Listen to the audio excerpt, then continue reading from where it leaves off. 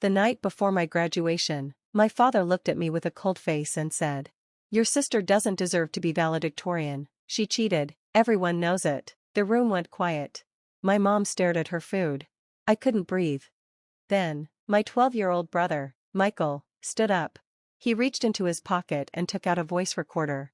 "Actually, Dad," he said, "it's time everyone hears what you did." I remember how my stomach sank when I heard my dad's words. I couldn't look at anyone.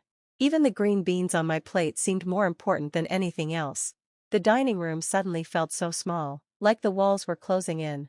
My dad kept talking, calmly cutting his steak like a doctor. "Rebecca was never good enough, she just made it look like she was. But I had worked hard for 4 years, late nights studying, never missing school, skipping parties and fun just to keep my grades up. Now I was about to graduate at the top of my class, with a full scholarship to Princeton. And still, my father was trying to take it all away." My mom quietly said, "Richard, please, not tonight." But my dad just rolled his eyes and sipped his wine. "What? I'm just saying what everyone is thinking." Michael, my little brother, usually stayed out of things.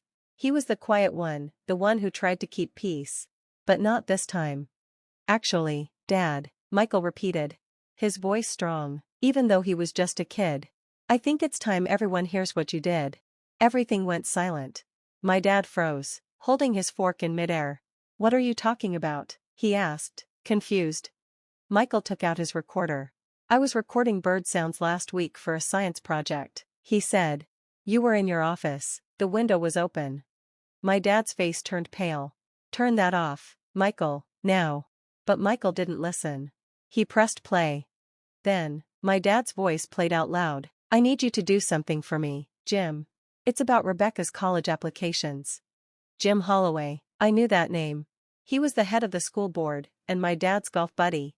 "Take out her real recommendation letters," my dad said. "Use the ones I gave you. Make her look like she's struggling, like something's wrong with her." My mom gasped. The voice kept playing, "And her test scores, flag them. Make it seem like she cheated. Princeton needs to pull that scholarship. She can't leave. I need her working for me after graduation." Michael's hand was shaking as he stopped the recorder and placed it on the table. The recorder sat on the table. "There's more," Michael said softly. "Like how you hacked into her email and canceled her college visits. How you told her math teacher she was cheating, when she wasn't." The room spun. 4 years, strange things kept happening to me, missing recommendation letters, test scores being questioned, college visits canceled for no reason. I worked twice as hard to fix everything. I never imagined the person behind it all was sitting at the dinner table every night. My father stood up, his chair making a loud noise on the floor. "This is nonsense," he said, but he didn't sound so sure anymore. "You don't understand. This is adult stuff." "It sounds pretty clear to me," Michael said, looking much older than 12. "You tried to ruin Becca's future so you could control her." I couldn't move. The truth hit me like broken glass, cutting deep. Everything I thought I knew, about my family, my struggles, was falling apart. My dad turned to me, looking angry and scared. "Rebecca, you know how much the family business matters. Princeton is far away, we need you here. I was doing what was best for us, for you." Then my mom stood up, her voice was calm but strong. "Not for her, never for her." She had never stood up to him before. She was always the one trying to soften his words, telling me to just try harder, to be better. "Ellen," he started. "No," she said firmly. "I watched you tear her down for years. I told myself you meant well. But this, ruining her future, I can't forgive that." My father's face grew hard. "You're all overreacting. Everything I did was for this family. For your version of the family," I said. My voice was shaky, but I found the strength to stand. "Your plans, your business. I earned that scholarship. I earned valedictorian. I earned Princeton. Not because of you, but in spite of you." "You ungrateful," he started, but Michael interrupted. "I sent a copy of the recording to Principal Martinez," he said, chin up. "And to the school board, and Princeton." My dad's face turned pale. "You what?" Michael pushed his glasses up, his nervous habit, but his voice stayed steady. "I knew you'd try to delete it or say it wasn't real. So I made sure they all got it." I looked at my little brother in shock. The quiet boy who collected bugs and built model airplanes had just destroyed our father's lives with one recording. My father looked at each of us. He used to feel so big and powerful. Now, he just looked small and trapped. He didn't say another word. He walked out of the dining room. A few seconds later, we heard the front door slam. And the sound of tires screeching as he drove away. The room went quiet. I turned to Michael. "Why?" I asked. "Why did you do it tonight?" He looked down at his plate. "Because I heard him on the phone. He was going to call Princeton tomorrow, to ruin it for you again." My mom sat down, covering her face. "Oh God," she whispered. "I couldn't let him ruin your big day," Michael said. "Not after how hard you worked." I walked over and hugged him. He stiffened at first, then hugged me back. "Thank you," I whispered into his hair, which still smelled like the apple shampoo he'd used since he was little. "I'm sorry I didn't stop him sooner," my mom said, voice breaking. "I knew he was hard on you, but I never thought it was this bad. I failed you." "We all thought we were doing what we had to," I said. "But it stops now." The next morning, I stood in front of the bathroom mirror. I adjusted my graduation cap and gown. My phone had been buzzing all morning, messages from the principal, my counselor, and even Princeton. They all said my father's actions wouldn't affect my future. There was a soft knock at the door. Michael stood there in his best suit, looking proud but nervous. "Is Dad coming?" he asked quietly. I shook my head. "I don't think so. My dad hadn't come home last night. His side of the closet was half empty when I walked by." Michael nodded. "Are you mad at me?" I walked up to the podium and opened the speech I'd rewritten last night. The first version was full of safe lines about working hard and chasing dreams. This one was real. "Hi everyone, graduates, families, friends," I began. "We're told that high school is where we figure out who we are and what matters to us."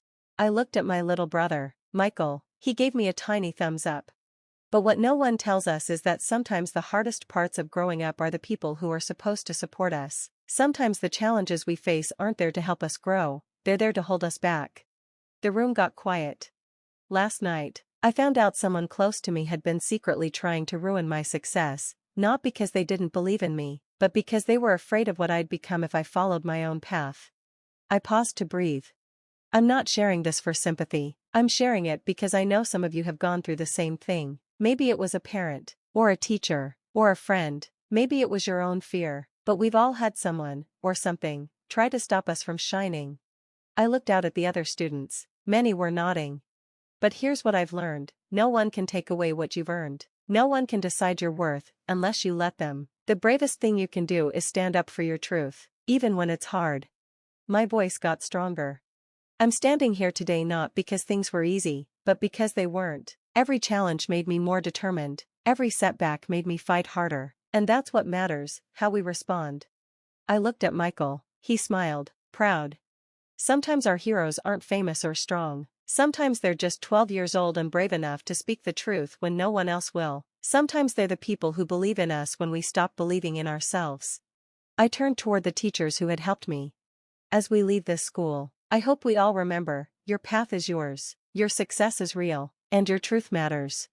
The crowd stood up clapping. I saw my mom and Michael on their feet, cheering, tears in their eyes. Then I saw my dad. He was standing at the very back of the room. We looked at each other. I didn't smile, I just gave a small nod, then turned away. After the ceremony, Michael handed me a gift. "What's this?" I asked. "Open it," he said. It was a new voice recorder. On it was a note: "For recording your new story at Princeton, love, your biggest fan."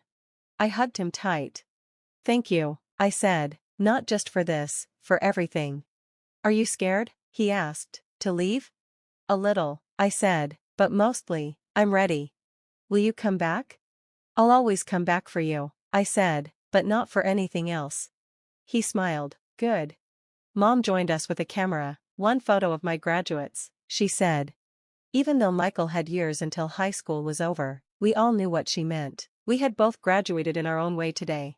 Later, packing for Princeton, I gently placed the recorder in my bag, not as a reminder of the lies, but as a symbol of truth and love. The truth doesn't always make things easier right away. Sometimes it hurts, sometimes it changes everything, but in the end, it's the only real foundation we have. As I zipped up my suitcase, I made a promise to myself. No one else will ever write my story again. And I will always be the kind of person my little brother can look up to. Because sometimes heroes don't wear capes. Sometimes, they're 12 years old, and brave enough to hit play.